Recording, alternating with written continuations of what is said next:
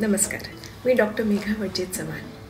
ग्युलियन-बॅरे syndrome, ज्यालाच आपण GBS म्हणतो, त्यामुळे सध्या बहुतांश लोक घाबरलेली आहेत. तर यावरती न घाबरता आपल्याला लक्षणे आढळली तर आपण लवकरात लवकर उपचार चालू केला पाहिजे. तर ग्युलियन-बॅरे सिंड्रोम म्हणजेच काय हे आज आपण थोडक्यात बघूयात. तर ग्युलियन-बॅरे सिंड्रोम ही एक दुर्मिळ स्थिती आहे ज्यामध्ये एखाद्या व्यक्तीची रोगप्रतिकारक शक्ती परिधीय नसांवरती हल्ला करते. यामध्ये सर्व वयोगटातील लोक प्रभावित होऊ शकतात, पण प्रौढ आणि पुरुष यामध्ये जास्त सामान्य दिसून येते. GBS होण्याचं कारण काय आहे? तर GBS हा अनुवांशिक किंवा संसर्गिक रोग नाही आहे. तर GBS हा एक दुर्मिळ असल्यामुळे आपल्याला अजूनपर्यंत त्याचं कारण कळलेलं नाही आहे.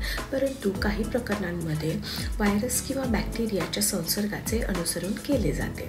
तर यामुळे रोगप्रतिकारक शक्ती आपल्याच शरीरावरती हल्ला करते. आता आपण GBSची लक्षणं बघूयात. जर ही लक्षणं कोणामध्ये आढळली तर लवकरात लवकर उपचार चालू करा.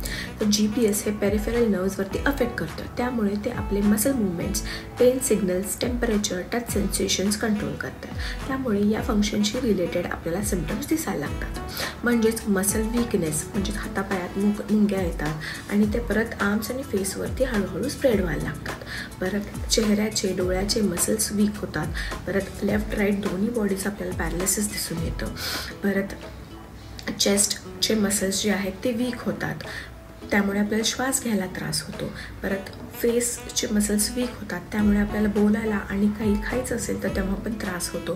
परत काही लोकांमध्ये आपल्याला इम्बॅलन्स पण दिसतो. GBS असलेल्या अनेक लोकांना न्यूरोलॉजिकल लक्षणे दिसण्यापूर्वी 3 ते 6 आठवड्यात संसर्गाची चिन्हहानी लक्षणे जाणवलेली आहेत. GBSच्या लक्षणांसाठी पारंपरिक औषधांसोबत आपली होमिओपॅथिक मेडिसिन्स त्याची लक्षणं खूप छान मॅनेज करतात.